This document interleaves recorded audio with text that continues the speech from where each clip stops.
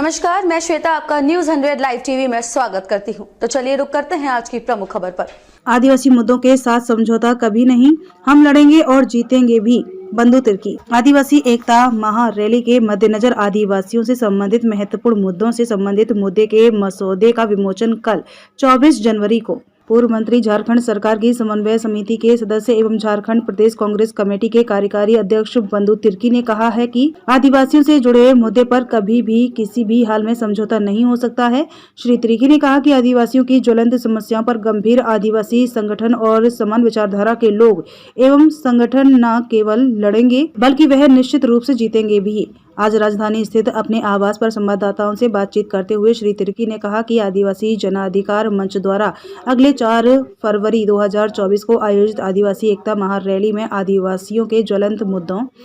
समस्याओं और उनकी वर्तमान परिस्थितियों के संदर्भ से संबंधित विशेष मसौदे का लोकार्पण 24 जनवरी को ऐतिहासिक मोरहाबादी मैदान के मंच पर एक महारैली के संयोजकों द्वारा विमोचन किया जाएगा।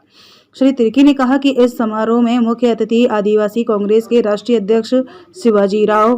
मोघे होंगे। इसके साथ ही गुजरात कांग्रेस के वरिष्ठ नेता और पूर्व केंद्रीय मंत्री नारायण राठवा के साथ अनेक गणमान्य नेताओं ने इस विमोचन समारोह में अपनी उपस्थिति सुनिश्चित कर दिया है। श्री तिर्की ने कहा कि महारैली की तैयारी अंतिम चरण में है और इसमें भाग लेने वाले लोगों के स्वागत में धरती आबा भगवान बिरसा मुंडा, सिद्धोद कान्हू, वीर बुधु भगत, जयपाल सिंह मुंडा, कार्तिक ओराव, डॉक्टर रामदयाल मुंडा, बोनीफस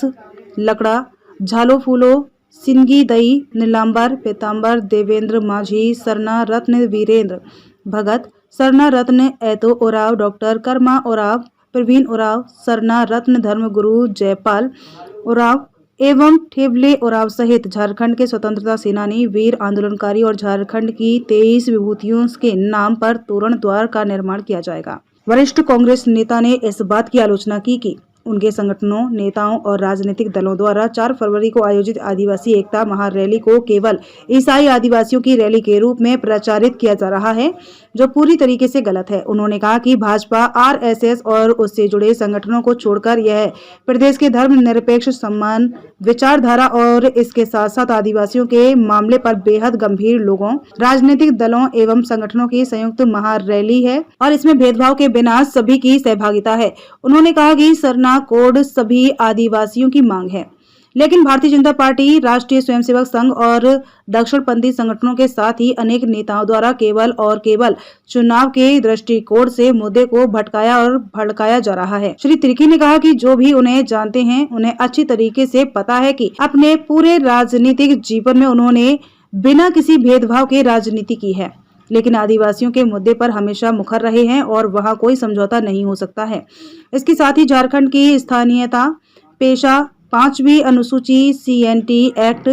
SPT, जल, जंगल और जमीन के बचाव के साथ ही उन्होंने किसी भी आदिवासी और मूलवासी मुद्दे पर कभी भी कोई समझौता नहीं किया है और ना ही करेंगे। श्री तिर्की ने कहा कि राज्य में आदिवासियों की 32 जनजातियों के साथ ही आदिवासी हितों के प्रति समर्पित सभी लोगों को विशेष रूप से एकजुट होकर सरना कोड और अपनी समस्याओं को मुखरता से सामने रखना चाहिए और जीतने के लिए अपना पूरा प्रयास करने की जरूरत है। श्री तिर्की ने कहा कि 3-4 महीने के बाद लोकसभा चुनाव और इस साल के अंत तक झारखंड के विधानसभा चुनाव के मद्देनजर भारतीय जनता पार्टी, राष्ट्रीय स्वयंसेवक संगठन और इसके नेता झारखंड में सभी मुद्दों के ध्रुवीकरण करने के साथ साथ एक तरफ हिंदू मुस्लिम और दूसरी तरफ ईसाई सरना के बीच मतभेद पैदा करने की कोशिश कर रहे हैं। इसके पीछे कारण यह भी है कि हाल में उन्हें छत्तीसगढ़ में इससे फायदा हुआ है और झारखंड में भी भाजपा और उसके नेता ऐसा ही कारनामा कर सत्ता को अपने कब्जे में लेना चाहते हैं, पर छत्तीसगढ़ वाली उनकी चाल को झारखंड के लोग कभी भी सफल नहीं होने देंगे, क्योंकि जनता इन बातों को अच्छी तरीके से जान गई है।